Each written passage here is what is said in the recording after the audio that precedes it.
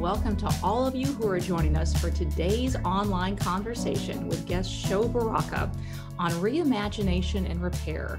We're so pleased to collaborate with our friends at the Rabbit Room, at the Jude 3 Project, and at the AND Campaign, all of which are absolutely terrific organizations that really kind of span the range of activities from the arts and humanities to apologetics to policy. And so we encourage you to check each of them out.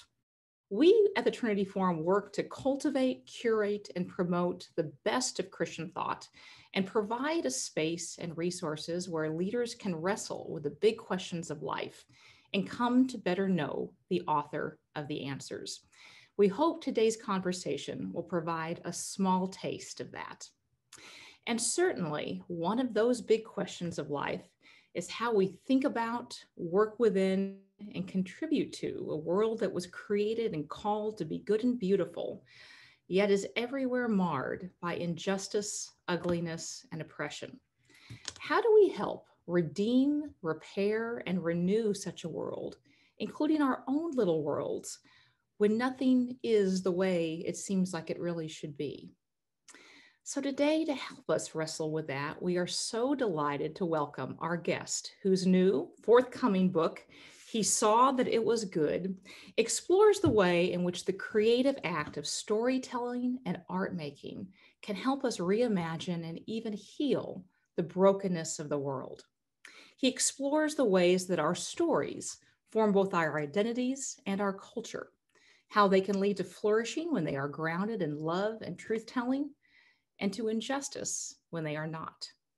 He opens the possibilities for reimagining and repairing the distortions in our stories as an act of vocation and worship, a reflection of the Creator God.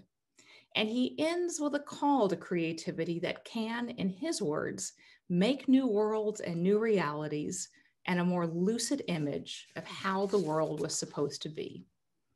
It is a fascinating and a challenging summons. And it's hard to imagine someone who could make it with more creative or compelling force than our guest today, Sho Baraka.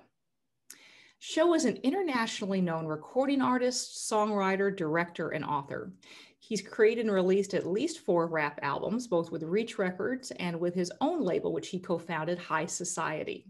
He's also a co-founder of Fourth District, a curated platform for artists and thinkers, a co-founder of the AND Campaign, and an adjunct professor at the Wake Forest University School of Divinity. He has been called one of the most strikingly original Christian thinkers of his generation, Frederick Douglass with a fade, and is the author of the forthcoming new work, He Saw That It Was Good, which we've invited him here today to discuss. Sho, welcome. Thank you for having me. I feel so sophisticated right now. I just want to let you know, Sheree.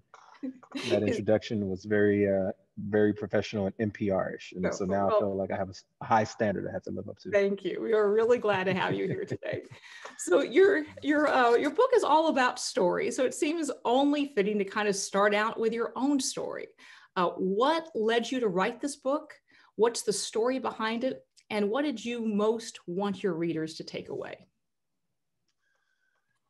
Yeah, so I think this story is, I think, a life lived, if you will. Very similar to music. Oftentimes, the first project that an artist makes is probably their most authentic and intimate, because you've been thinking about all the things you've been wanting to say, and you finally have a platform in which to say it. So this book, I would say, is really the formation of a young man whose parents gave him Harlem Renaissance to read, or Harlem Renaissance literature to read, whose brothers gave him hip hop to listen to, who's lived in Southern California and, lived through the Rodney King trial, the OJ trial, who's experienced race riots, who went to a HBCU college in Alabama, Tuskegee University, who's been in evangelical spaces, both Black and white, who's made art and traveled the world. And all of those worlds have gold and shadow. And all of those worlds are responsible for making me the individual that I am. And so when I finally landed on writing a book, I said, originally I actually wanted to write fiction. I wanted to write a novel I just love, fiction. Grew up reading it. Some of my favorite people today are novelists who are dead and gone, some still alive, and I just wanted to emulate that. I feel like art has a brilliant way of disarming people, Mhm. engaging conversations that probably lectures and sermons couldn't. And I've seen that utility in my own work, and so. But it made more sense that, for people who knew me as a public thinker, somewhat of an advocate and activist, to write a book that was probably nonfiction that told stories about my life, but as I tried to do it, include some fiction. So really, this is just, how has Sho been formed? How can I help people through the process of what stories have done to them?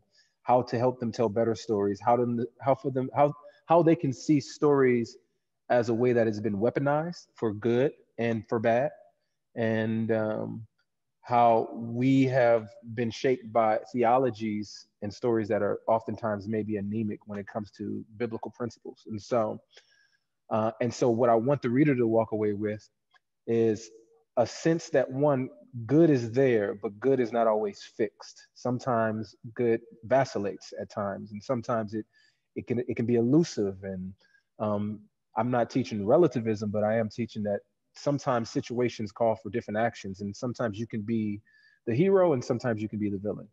Sometimes our work can cause great flourishing. Sometimes our work can cause great detriment. Sometimes the stories you can tell can bring great affirmation, and sometimes they can bring assimilation that can be harmful to a culture and people. So uh, I wanted them to walk away understanding that we are made to be good in God's image. We are also made to create good, and that we have to think deeply about ourselves and do a lot of inventory on what our work is doing in the present. Yeah. So you've talked about story in your book as being formational both to our personal sense of identity as well as our cultural sense of identity. And it makes one wonder what makes a story good? I think one, and I've heard many theologians and thinkers pontificate over this. I think the one thing is it tells the truth about society, and that doesn't mean that that truth is always necessarily a biblical truth. It doesn't always have to be like "Thus says the Lord," but if I am talking about love and marriage and parenting, and all I do is I bring the gold in the marriage, in the parenting, and I never talk about the depression. I never talk about the the postpartum. I never talk about the fact that I sometimes I don't like my children. If we and I think there is this veneer that a lot of Christian art puts on, because we feel like the more authentic we are, the less credibility we will have, or that we're promoting some sort of sense of evil, Mhm. or in order to engage this, that we may take on the contagion of evil. And I don't think that's the way that Jesus has operated. He wasn't necessarily afraid of association. He understood that he can operate in the darkness because he brought light. And I think oftentimes what we do is we just avoid the darkness altogether. And I think this is something brilliantly done in the art of like a Flannery O'Connor, who Mhm. dealt with the grotesque, and she brought the truth to the South. She spotlighted its what a lot of people would find the great traditions of the South, but she also spotlighted the shadows of its racism and its the classism and just different types of shadow and the agrarian, I guess you can say, culture that was there. And so to only talk about the brilliance and the light of a culture, I think tells a dishonest story. And so, but I also think we can get it bad by making, and I think Tim Keller does this brilliantly, when you make the solution something other than Jesus, and you make the problem something other than sin. I think that is something that keeps me in this particular parameter of how to tell a good story. I can talk about marriage. I don't have to talk about it. When I make a love song, right? When I first became a Christian, I was like, let me write a love song. I felt like the only thing I could say is like, well, I love you, girl, because Jesus loved me first. And I'm like, sometimes that's an obstruction to a good song. Like, I think about Stevie Wonder and, Ribbon in the Sky. He didn't have to give a 3-point sermon about why he loved this individual. And sometimes just saying, removing the I guess 3-point call to altar call is okay, as long as you don't make the ultimate solution something greater than the redemption of Christ. I think we are you're on the way to a good story, if you will.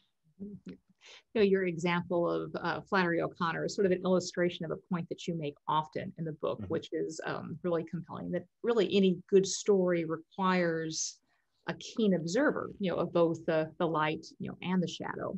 Mm-hmm. But I think one of the challenges that might be occurring to many of our viewers is, in many ways, even when you are trying your best to see clearly and to be what you called an honest observer, in your story, all of us are coming from places where our abilities to observe are limited. They Yeah. might be obscured. They Mm-hmm. may be distorted without us even realizing it, perhaps through no fault of our own. And Absolutely. so, with all of the limitations on our ability to see fully or truly, how do we learn to be more honest observers in order to tell a good story? I think it takes a humble disposition and um, not entering into the space as lords, but entering into the space as humble servants and people who are willing to learn. Mhm. Anytime you enter into a space thinking that you are the arbitrator of all that is good and right, I think you've come without ears to listen. And so I do think we all have tribes that form us, that help shape our identity. And then when you come to this, metropolis, what you're doing is you're negotiating. And I think the negotiation and the exchange is what makes communities, it what makes cities, it makes nations brilliant, it makes it beautiful. However, what tends to happen is you begin to dominate and use your power in order to suppress or marginalize other people's voices. Where I think in a world where Christians are called to engage and love and serve is the wrong posture to have, because I think ultimately we've taken on this attitude that the goal is to win. And I don't think Christ has called us to necessarily to win the debate, is to win with love. And sometimes love and winning is dying on the cross, it's dying to your own self-interest. And so for me, it's what does it mean to be fully confident that you believe in what you believe in, but operating with a humble disposition, a humble posture, and knowing that though things were perfect at one point in time, we don't operate in a Garden of Eden where everything and all our functions and our facilities are perfect. But now we operate more of what is like a Garden of Gethsemane, where there's pain, there's struggle, and we're all trying to figure out how do we work through this tension of knowing that we have to take up our crosses, and this is what God has called us to. And though we don't want to do it, at some point we must do this. And so there is no necessarily returning to the Eden on this side of heaven, and the garden in which we're trying to create flourishing and and life and community is a different garden of tension and frustration. And but we have all the necessary tools, as Ephesians talks about, in order to make communities where people can operate within charity. And I Mhm. think that's the ultimate goal. Perfection is a far reach, but charity is doable. And I think it's Huey Nowlin talks about hospitality is not forcing change, but it's creating an environment where change can possibly happen. Yeah. And I think that's the humble disposition, is walking into a place and saying, um, how do I not force people to put on my sin-stained culture, but understand that there is their culture, and as Richard Twist talks about, not to remove and strip their identity to assimilate into mine, but to bring observance to where there may be blind spots and staying in your own culture. And so helping you become a better global citizen and a better citizen of the world within your own culture. and where our culture, your culture may conflict. And if there is dissonance, can there be reconciliation? Can there be repentance and repair? And if not, then we're gonna have to figure out how to stay away from each other until until we can. Well, there's so many directions we could go in that one, but Yeah. I guess one of the first questions would be, we're all living within different stories, stories that we have constructed and told, stories that have been told to us, and as you point out, a lot of those stories do affect how we see ourselves, how we see the world, how we see each other. Hmm. So how does one sort of go about the process of both recognizing and then hopefully repairing the flawed stories, the stories that distort our identity or our views of others' identity? Yeah, I think one of my main things is that we have to recognize that we can be a part of the problem. It's not just, oh, those people over there, they make the bad stories, they make the flawed stories, they create in ways that are quite detrimental to the development and the formation of people. It's like, no, no, we contribute to that. And I say in the book that every swing of the hammer is informed by something. You may not be the one who's making the decision in your vocation, but you're building something. You're contributing to the building, and you should know why you're contributing in any way, shape, or form. And so first, I'd say understand what you're doing. Everybody, and in this book, when I say creative calling, I though I'm an artist, I like to think of everybody as creative because we're all contributing to producing some sort of cultural product, I guess you can say. Parents produce children, engineers produce things so that we can operate within our cities and our world in a functional way. Obviously, artists create things that we can look upon and be impressed with. And so in some way, we're all creators and we're all creating. And so when you know you're evaluating yourself consistently and you're looking at, you're hearing, right, what people are saying. And I think being just as much as you want to be heard and just as intently as you speak, you should be able to listen. You should be just as as uh, as as aggressive in your listening as you are in your speaking. Um, Howard Zinn says that every cry of the poor is not legitimate. However, you'll never know true justice unless you listen to the poor. And until we get to a place where we see our work and we're like, oh, I may be contributing to the detriment of my community, then the most necessary thing to do is to repent and then participate in the process of repair. I think to one of the things that America has done a good job of is admitted that there have been some systems and some practices in the past that were negligent, detrimental, deplorable, and inhumane. However, what I don't think has been great has been the repair. It's like, oh, we apologize and we'll stop. But you got to understand the effect that some of these things had on people, and how do we participate, actively participate in the repentance and the repair of that thing. I know I've been married 18 years now. And if I am vile and disrespectful to my wife and I just treat her any kind of way, and then, years into the marriage, I'm saying, like, I stopped doing those things, young lady. Like, what do you want from me? I'm no longer abusive to you. She's gonna say no. Like, I have trauma. I have been impacted. I have great effects from the way you've treated me. So the way to repair will potentially be, let's go to counseling. Let's figure out how to repair the actions. Now, when I reach to touch you, you're not jumping anymore. I think there are forms of prejudices that Black people have about the world in a good way that needs to be repaired, because there's an assumption that if I walk into this space, that I am going to be, there's an assumption about me as an individual, and those stories need to be repaired on both sides, because racism, slavery, marginalization, whatever, the new sociological word, white supremacy, they're not just impacting the recipient. They also impact the people who harbor these things because they have a false sense of who they are. The recipient is always assuming that they have to prove themselves, and as Toni Morrison says, they're always distracted from actually getting work done. So they're trying to prove that they have culture. They're proving they have language. They're proving that they have art. They're proving that they're smart. Um, and then the person who harbors these particular or participates in these particular practices feel like they're in the space where they need to be proven too. And those are very, very damaging places to be. And so the world needs a great repenting and repairing, not just physical, not just institutionally, but also a psychological repair. And I think that helps with how we tell stories and what we say about one another.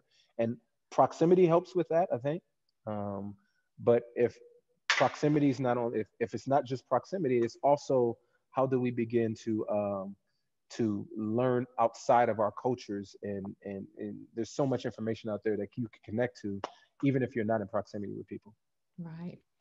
Thanks, Shoa. There's a lot we could dig into there. One of the things I did want to ask you about is, we have the challenge in that essentially all of us are flawed storytellers in Yeah. some way. And you mentioned in your book that many of your heroes were deeply flawed storytellers, in some way or the other. G.K. Chesterton, you pointed out, was against women's suffrage. Martin Luther King Jr., a hero to so many of us, did not treat women well. I think you gave the example of W.E.B. Du Bois, who wrote a eulogy for Joseph Stalin. There are, important, even deep ways in which many heroes told a false story. But we're also, it seems like, in a time where even people who tell beautiful stories in some areas and false stories in others, there's kind of like a binary public reaction at times. Yeah. We don't seem to do a great job in dealing with nuance. It's either adulation or cancellation. And wanted That's to good. get Yeah. your thoughts on how do we think about, respond to, um, creatively engage a flawed storyteller. Yeah, this is so. I wish I had to. There's so many people. There's the debate rages on how do you properly cancel someone. I guess And if I had it right, I'm sure I'll have a New York Times bestseller right now, and people would be paying me hundreds of thousands of dollars to speak for 5 minutes on their platforms or whatever. I am of the belief that I don't think there are some people who definitely need to shut up. There are times when I've needed to shut up. There are times when people need to be told what you're saying is quite harmful and toxic, and you need to take a back seat.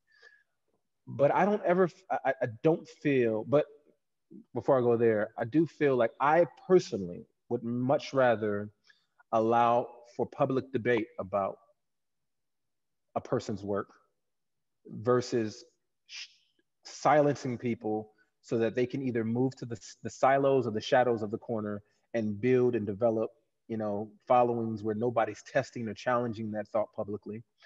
Also believe I am a huge believer in grace. Like much as I think that there are ridiculous thoughts in the world, as much as I believe that there are some ideas that are very harmful in the public square, I also believe that the best ideas ultimately went out at some place, at some point in time.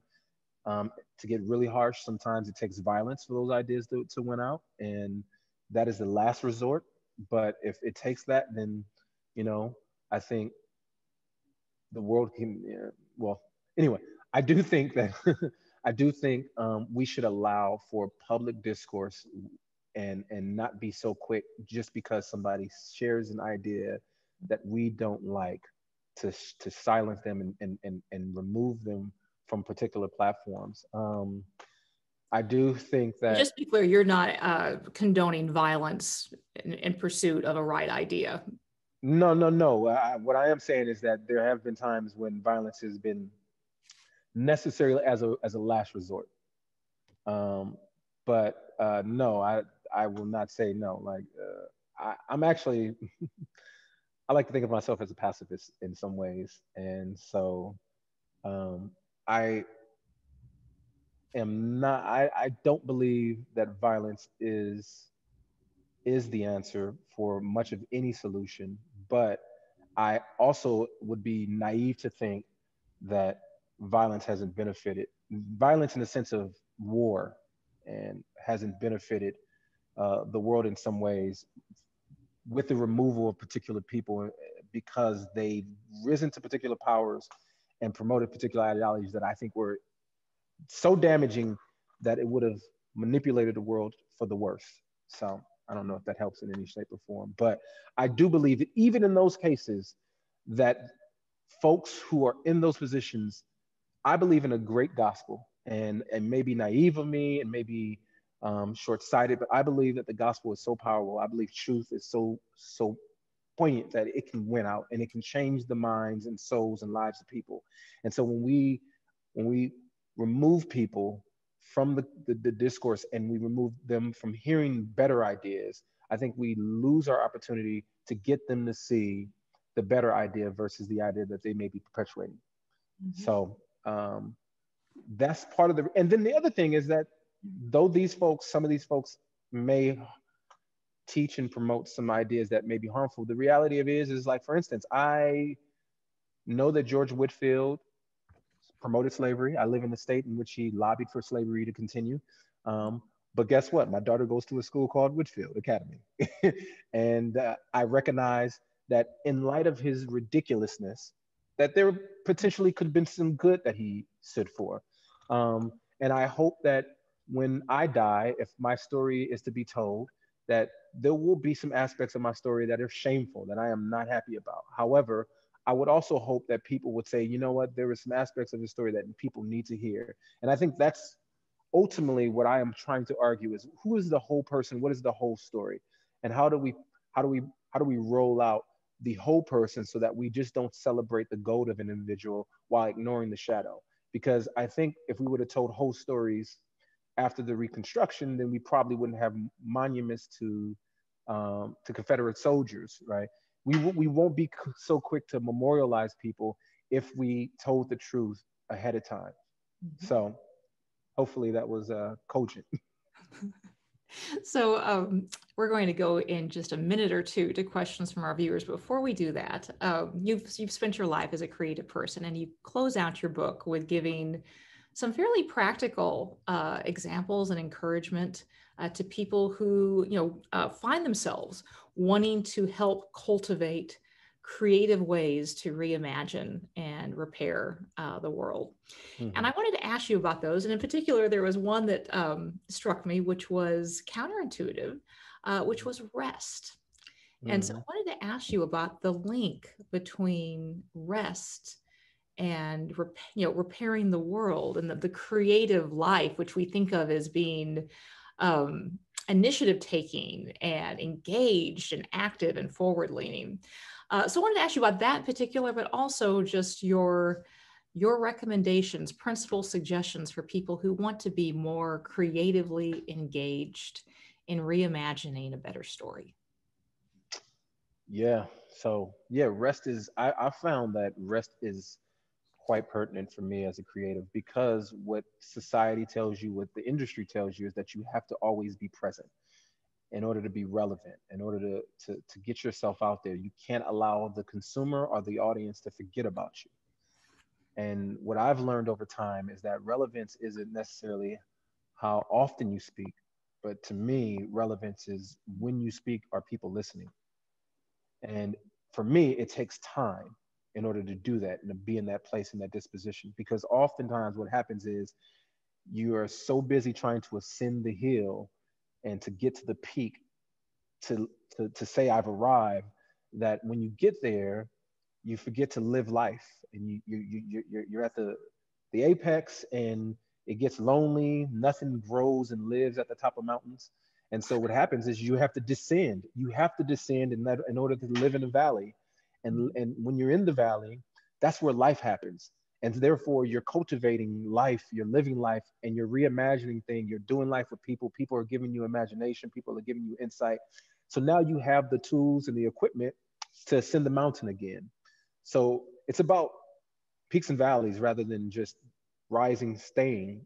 And I find that the the busyness of life, it doesn't do us a dis it doesn't does it does a disservice to us. And in Gabriel Garcia Marquez's 100 Years of Solitude, there's a wonderful example of what happens when people. So there's a plague that sweeps over the fictional city of Macondo, and the folks forget, or not they forget, they don't sleep, so insomnia. So now they're up constantly, and they find this to be a good thing because now they can get so much work done. They're so productive, right?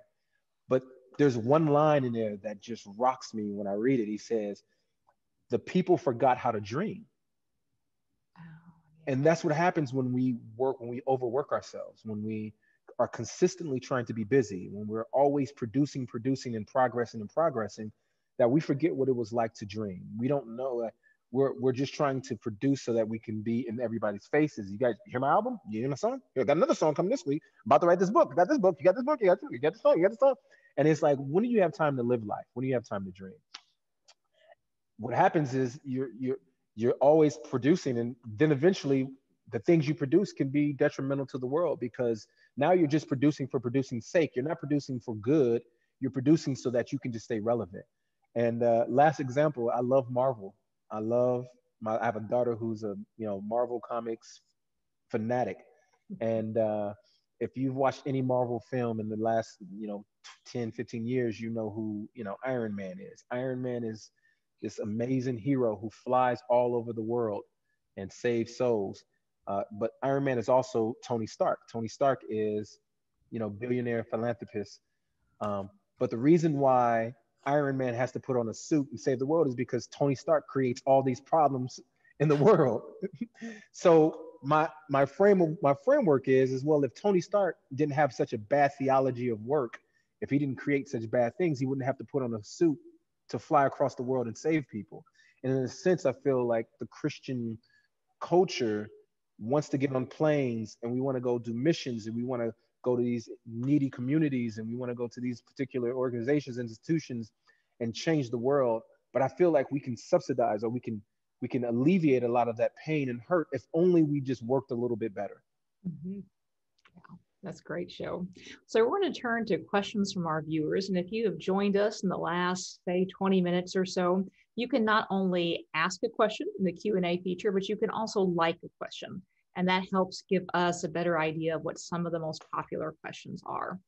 And I see that there are quite a few that have come in. So we'll start with one from Dave Sexton with a very interesting question. He mentions that you, Sho, mentioned us at times as either heroes or villains. But is there a danger of stories where we are always at the center?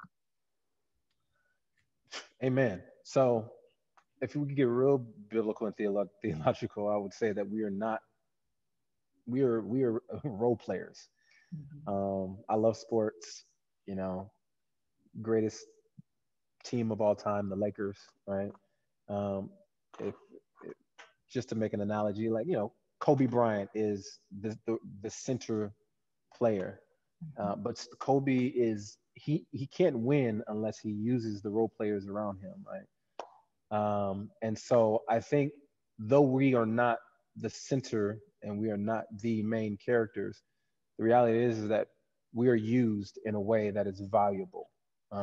Oftentimes we look at David and Goliath as a story of us being David versus Goliath, and the reality is we are not David. We are the Philistines, as people. We are the Philistines. I mean, we're not the Philistines. We are the Israelites who are seeking somebody to fight the battle for us.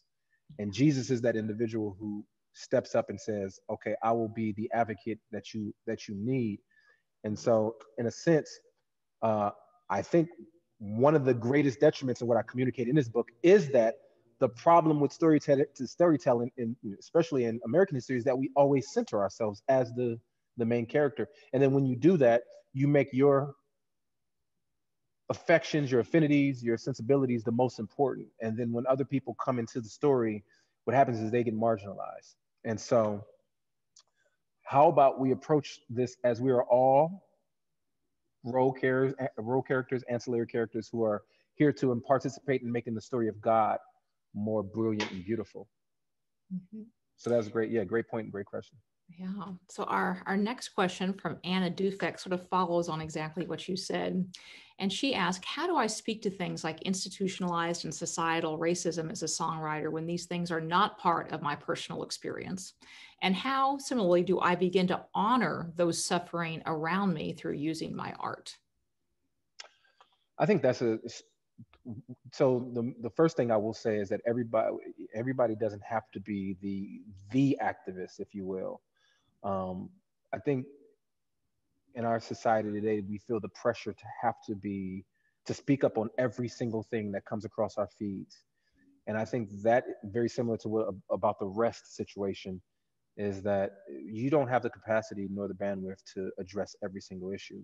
But I think the concern is great. I think the desire is there. And what I will say is every community of people, you have people who are marginalized. So even if you grow up in the Appalachians and there are not many minorities in that community, well, guess what? I'm sure there's a community of people who can feel the pain. Maybe not, I'm not making a false equivalent here, but maybe not like African American, but very similar in a way that you don't necessarily. Basically, everybody has privilege. I remember going to on my many trips to Africa. I was hanging out with some friends from Zimbabwe and South Africa, and they told me that I was privileged. And I was, and during the time I was there, that's like one of the most offensive things you can say to a black man. It's like, what do you mean I'm privileged? Like, do you recognize I live in America, my friend?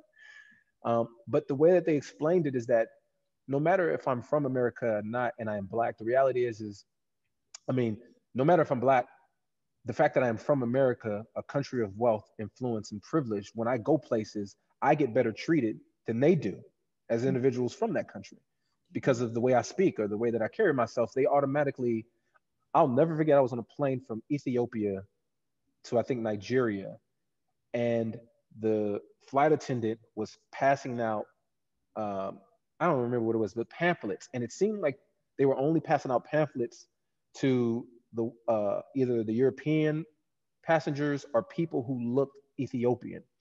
And then I spoke and she heard my English accent. She stopped and then she gave me one. And I was so confused. I was like, why is she passing up some of the darker skinned Africans? And it just made me realize like, oh, there's a prejudice here. And I am, because I am English, I'm from the West, or I speak English and I'm from the West, there's a privilege here. All that to say that people have privilege and they have power that they can will for the benefit of other people. And so know that when you write songs and when you make music, you can speak to a particular issue that is close to your heart and close to your community. It doesn't necessarily have to be about issues that are miles away from you, but you can write about injustice in your backyard. You can write about opioid epidemics. You can write about there's so many things you can write about, and people, I think, that creates bridges for people to concern themselves with other issues that may be far-reaching. Because the more I care about the communities and the people around me, then that local concern becomes national concern, then becomes global concern. Um, but before you jump to national and global issues, I say find the issues that are in your backyard, and how can you create art that touches on those particular disparities and injustices, if you will. Yeah, that's great. So our next question comes from Nathan Casper. And Nathan asks, what have you found helpful in encouraging people to enter into what's uncomfortable as part of their story and pursue their gifts in order to live them out as God has called them within his story for them? Amen. So one of the things that I try to talk about, and I know this is, quite challenging and can be, pushed back, is what does it mean to be called in general? Um, I've spent some time in some faith and work spaces where calling and vocation is can oftentimes be communicated in a very poetic and romantic way. And one of the things I like to say though is I find that it could be, not all the time, but sometimes it can be quite elitist, because we talk about calling as if the best place to be is where your gifting matches up with opportunity. What are you good at? And then if you're good at something, then find a way to utilize that gift. And I think that's great. And if that can be the opportunity, if that can be the road for people, amen. However, I think there's another way to look at calling, and how to enter into spaces. And that's by need. Because oftentimes, when I look at the scripture, what I find is that people didn't have the luxury of doing what they were just gifted at. God saw that there was a need before them. He put them in very uncomfortable situations sometimes, and then he said, I need you for this, I need you. And there were times when the individual was like, well, Lord, I don't think I'm adequate or equipped to do this. And then God would be like, I don't care what you think you're equipped and adequate to do. I've asked you to do this because I need my will and narrative to be played out. So there are needs in front of us. And sometimes engaging in that need, Moses gave all the great excuses on why he couldn't do something. And God was like, oh, look, my friend, I didn't ask you. You know what? Okay, Aaron, help Moses out. You know what I'm saying? So now what's your excuse, Moses? You know what I mean? You were raised in the palace. You are perfect for this. Um, and so sometimes entering into spaces that we feel may be uncomfortable are probably the best spaces for us to be, because now we know we have to depend on Jesus and the Lord. And hopefully you enter in with, as we did before, a humble disposition. You enter in with knowing that, oh, it's only by the Spirit of the Lord will I be successful in this space. And so where's the need? If there's need, how can you position yourself in a humble way to be a learner and not just someone who's bringing solutions, but being a learner? I started writing the best music of my life when I stopped speaking at people, but when I started opening myself up for conversations and saying, hey, this is what I think. Let's dialogue. Let's reason. And so I would say, don't overthink it. Pray unto the Lord. And if the Lord is revealed to you needs around you, address it and enter in and be a honest observer, but be a humble observer as well. That's great. So our next question comes from Annie Barnett. And Annie asks, she says, I really appreciate your emphasis on telling the whole story, the gold and the uglier, painful, even traumatic stories. Are there practices you would recommend to other artists, both to tell through our art, but also to live a whole and integrated life? Big question. Yeah, in chapter 6 of my book, I try to I think I give some pretty practical things, especially for people of faith. I'd say you have to, in some ways, embrace, as I said with Flannery O'Connor, embrace the grotesque, embrace the darkness of the world. Um, I've I've been into movies. I've watched a lot of Christian movies, and oftentimes, not all, oftentimes some of those movies I feel do a disservice to what is evil and what is grotesque. It's like, oh, the greatest sin you struggle with is pride, my friend. Oh, okay, well, you know. Oh, when you're mad at somebody, you say frick and filth. Oh, there's no expletives. There's no bad words that come out your mouth. Oh, okay. This is an interesting struggle here. Mm-hmm. And the more we're honest about the darkness, and the more we can engage the darkness without celebrating the darkness, if you will, I think those are good practices to engage and to begin to tell a whole story. The other thing I do is I love reading a bunch of, I guess you can say, either faith adjacent or non-faith based work. And like, for instance, I'll read a Toni Morrison's Bluest Eye, and there is uh gosh, I forgot what incest. There's incest in that book that happens. Now, she's not glorifying incest. She's not saying like this is something that we should do, but the reality is incest is something that happens. It's real. It's prevalent. And how does a family live after after an act of incest and the child is pregnant from that incest? Mm-hmm. Like, these are the types of stories that it may not happen in every community, but it happens in some communities. Um, Drug addiction. How do we talk about that in a way that doesn't glorify drug addiction, but it brings it to the front and it tells a real story about, like, addiction, sex, and desires that people have. Rather than avoiding these things, we have to engage it, and we have to write about these things and not put on the veneer of perfection. And so I just like to read and see how the greats are talking about the tensions of the world, because I think that helps inform me on how to do it from a worldview that I think brings a greater, I would like to think, a greater observation of redemption of, and not feeling like I have to tie up every story and every song with the wonderful yes um, conversion at the end. Yeah. Sometimes truth is hard and people wrestle with it for years. And Mhm. so yeah. Well, that sort of tees up a question from William Robinson, who asked, I guess, in addition to Toni Morrison and Flannery O'Connor, what are some of the novelists who have most shaped your vision of, oh, the question just went away, shaped your vision of the world and artistic style? Oh, that's a good man. Artistic style. I think if I some of my favorite novelists are, I love Chinua Achebe. He who Things Fall Apart. He doesn't feel this pressure to have to write in linear, like a linear story. That's given me the freedom and the liberty to not feel like everything has to be A to Z.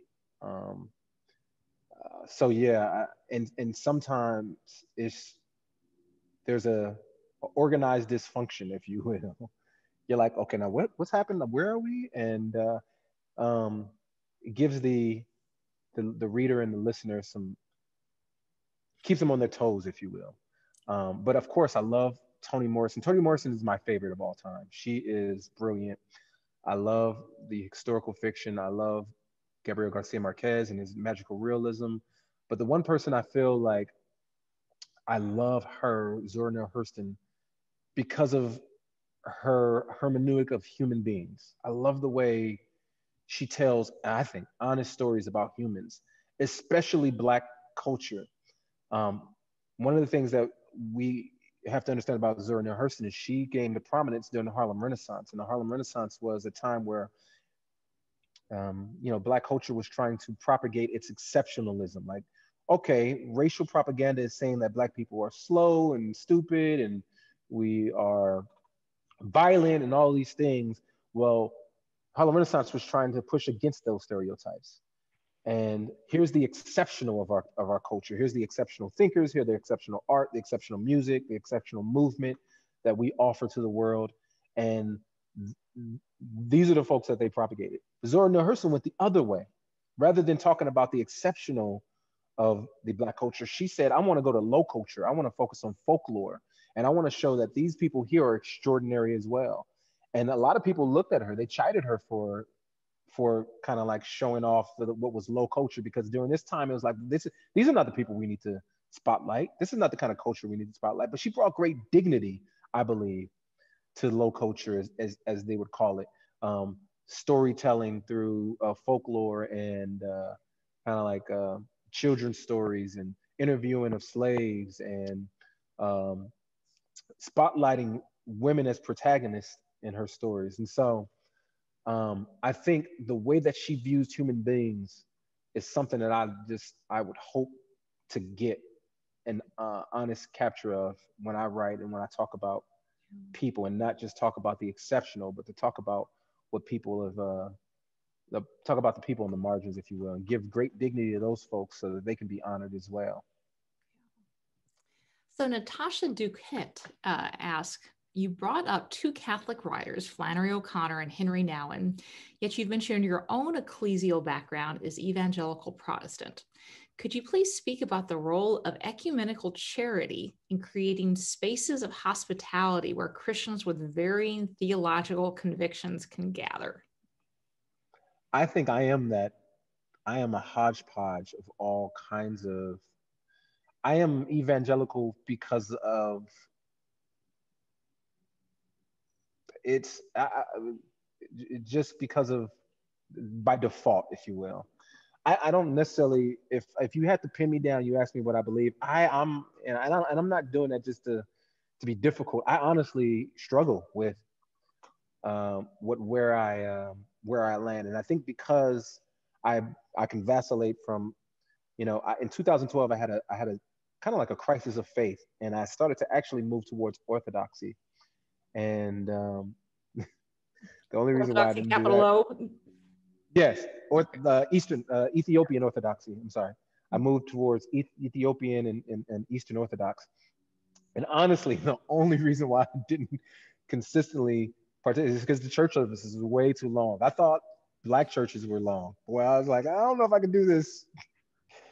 But the polity, kind of like the liturgy, was something that I admired, and so I kind of went from, like, black Baptist church to kind of like Reformed theology to kind of like a Orthodox. Then now I've kind of explored, as she's like, Catholicism, and so now I can see the need and I think art, honestly, is one of is one of those places, or is that place where, if anywhere, should be ecumenical, where people can just kind of descend, and doctrine shouldn't be the catalyst for what is good art. I mean, you'll hear doctrine coming through, but when you start with doctrine, I think that automatically starts with bad stories, in my personal opinion. I think when you say, what is the doctrine that I'm trying to communicate? I think you should be a preacher. I think you should be a priest. But when you're an artist, I think what you're trying to do is, what is the story I'm trying to tell, and how can I bring the different beliefs and the different processes to this story, and give them all a fair assessment, if you will, and use my imagination to create um, unity where there may be dissonance, and et cetera, et cetera. And so um, I think it's very necessary. So I think it's very necessary. I think it's important.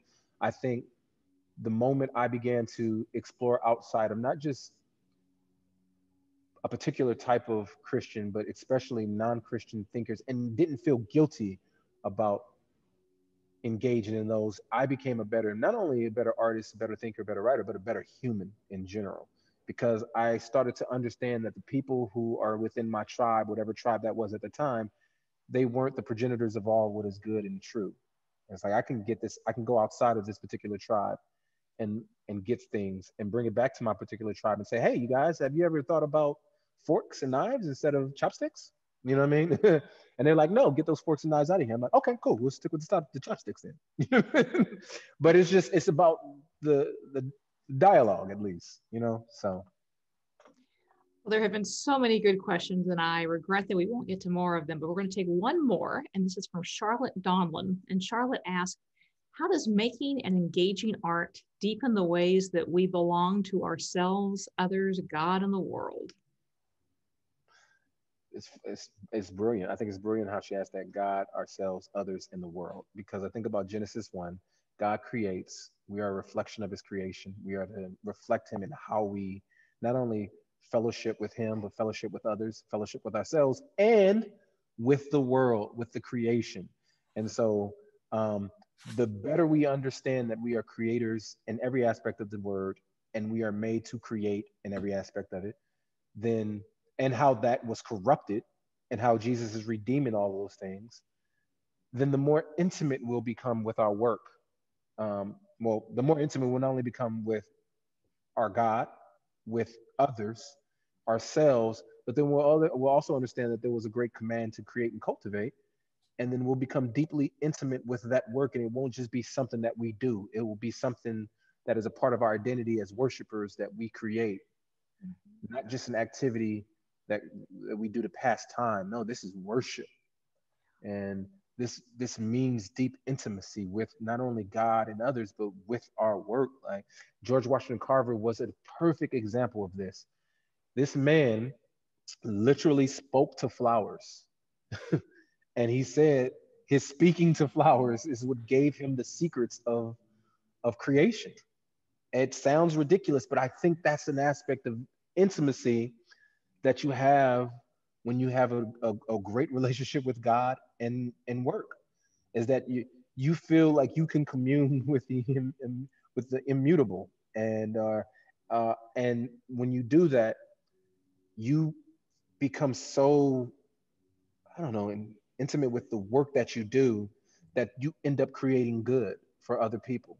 And as George Washington Carver did. So I think the more intimate we are with God, the more intimate we are with other people, ourselves, and the work, the better creators we become. That's great. It's a vivid word picture to end on, speaking to flowers. So Sho, thanks so much. As promised, Sho, the last word is yours. All right. Where do you stand? What's your standard? What's your view? What gives you right to think the things that you do? Is it school? Is it news? Is it man's wisdom? Is it religion? Why listen when you make your decisions? It's funny how some people they see the Lord, some see him as a pacifist, some see him with a sword. The Lord who hated sin showed grace to the thief, saved the lowly prostitute from being stoned in the street. He was holy, but he hung with the sinful, drove the wicked out by flipping over tables in the temple. He took a wrongful death, and yet he remained silent, but he said he's coming back, and he is bringing violence. Many people isolate him just to make him fit their cause, but never to involve the greater context at all. So are there two Christs totally unrelated, or maybe it's one Christ, and he's pretty complicated? Sho, thank you so much. Thank you. Thank you to all of you who are joining us. Have a great weekend.